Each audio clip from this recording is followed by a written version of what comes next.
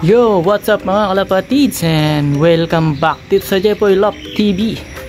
Yan, for today's video natin mga kalapatids, training tayo ng ating SFPC Club, 5th training. At release point natin is Gimba, Nueva Ecija. Nirelease naman yung mga warriors natin ng 6:10 AM. So bali siyam yung niload natin na ibon. So wala tayong polling ngayon mga kalapatids dahil nagbigay daan sa ating South race. Maya maya check upin natin yung South Warrior natin at hindi na natin siya naisakay. So ayan, bali siyam yung ibon natin. Time check tayo, 7:20. So abangan na ng ating mga warriors. So mag-aabang-abang na tayo mga kalapatids. So dito na nag-start na tayong mag-abang mga kalapatids. Time check dito 7:22 at meron na tayong parating na isang ibon dito, yung ating kulay brown, yung ating first bird. So paikot-ikot siya dito mga kalapatids. Yan, pasensya na nga pala at nag-voice over tayo dahil may nagbibideo okay sa kapitbahay natin. So dito yan, paikot-ikot na yung ating brown. And then sa ilang sandali lang mayroon nang dumating pa na dalawa. So bali, tatlo silang nagkasabay-sabay dito mga kalapatids. Ayan, paikot-ikot sila dyan. So bali, dumapo yung dalawa doon sa taas, doon sa 3rd floor. And then meron pang dumating na dalawa. So yung dalawa yung yung tatlo, yung nahuling dalawa, sila yung dumiretso pababa dito sa ating landing board. Kasabay nila yung ating brown. So si 104 and then yung ating isang YB, yun yung nag-standby sa 3rd floor. So halos hindi sila nagkakalayo ng dating mga kalapatids, halos magkakasabay lang din yung 5. So bali minutes or seconds lang yung pagitan nila. So ayan, dito mapapansin natin, ikot-ikot pa rin sila. Yan, yung ating tatlo. Kasabay na to yung mga bagong dating. Kasabay na nila yung ating kulay brown, yung nauna. Yan, dito papaba na sila dyan mga kalapatids. So abang-abangan natin yung kanilang pagbaba. Ayan, ikot-ikot pa. So bali 7 nga pala yung siyam yung ating iniload dito. Ayan, bumaba na yung tatlo. So bali 5 na yung nakakauwi niyan, yung dalawa naka-standby dun sa taas, dumapo. At yan, maya-maya pa, heto, meron pang isang bumubulusok, ayun, yung isang YB natin na checkered. So bali puro YB yung mga niload natin sa ating SFPC North Derby race naman. So yan yung dalawang kasunod mga kalapatid. So bali 7 na yung nakakadating ngayon. So bali 2 na lang yung kulang natin dyan, yung isang Grisel and then Blue Bar, yung anak ni 104. Yun nga, so bali 8 na yung nakakauwi. At isa na lang yung kulang natin dito, yung Grisel. At pinakawalan na natin itong ating mga warriors. So ayan, maganda yung pagpapawala natin sa kanila mga kalapatids dahil nakakakain sila ng natural grits. Ayan, nakagala sila. At ito yung ating lap winner na si Mr. White Flight. Ayan, pinagala din natin para makakain siya ng mga buhangin. Ayan, natural grits ng ating mga ibon. So maya maya lang pakakainin na natin sila dyan mga kalapatid. So hintayin lang natin silang makatuka-tuka dyan. Ayan lang natin silang magpagala-gala.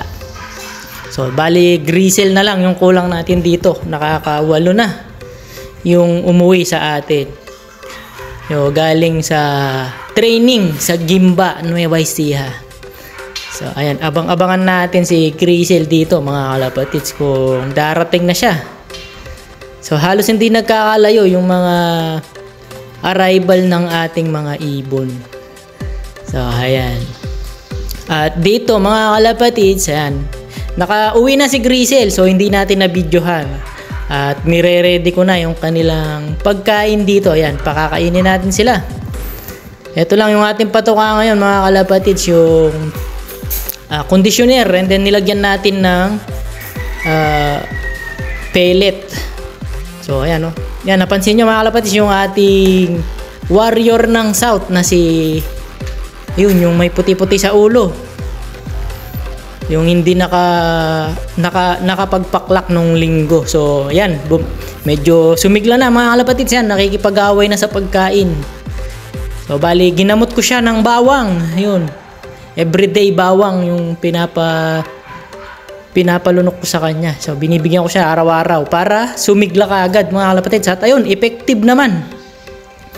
So masigla na siyang kumain at lumilipad-lipad na rin siya mga kalapatids, unlike nung Lunes at Martes.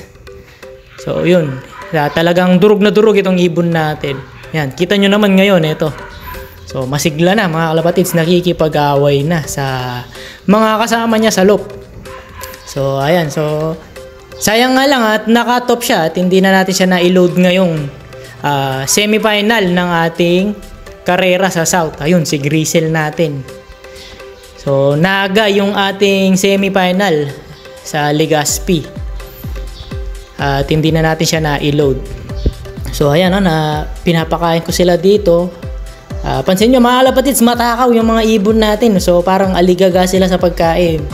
So dahil yan sa bawang mga kalapatids, araw-araw bawang. So dinikdik na bawang. Minsan sinusubukan ko sila isa-isa para gumana sila kumain. At ayan, effective naman. And then hindi ko rin sila gaanong binubusog. Yan, alos sa almost mabusog lang sila, o hindi yung sobra para may gutom palagi. Ayan, kita nyo, masigla sila kumain. Unlike before mga kalapatids, talagang binubusog ko sila. Kaya mahirap din silang papasukin kapag ganon. Pero ngayon, simula nung hindi ko ganong binubusog, ayan, ang bibilis na nilang papasukin. Makita lang nila akong lumapit sa diving board, yan, papasok na kagad sila. Dahil iniisip nila kagad na kakain na sila. So ayan, maganda yung ginawa natin sa kanila mga kalapatids. So dito halos patapos na sila kumain at i-ready ko na yung ating painuman sa kanila. Yan, ang sarap nilang panoorin. Napaka sigla nilang kumain. Ayan yung ating mga warriors. So bali winter lahat ito mga kalapatids, except lang dun sa mga OB natin.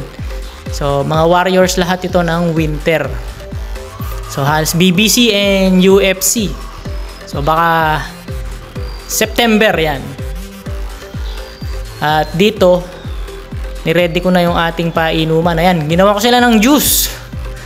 Yan, juice ng oregano, bawang, luyang dilaw.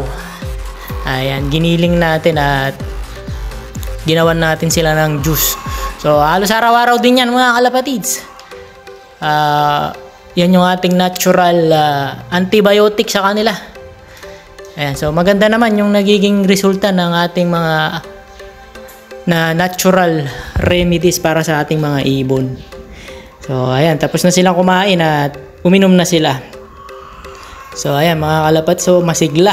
At heto yung mga bagong walay natin. Nakita yung mga puti-puti na yan, mga Grisel. Yun yung mga bagong walay natin na mga ibon. Ayan, gusto pang kumain nito, yung ating brown.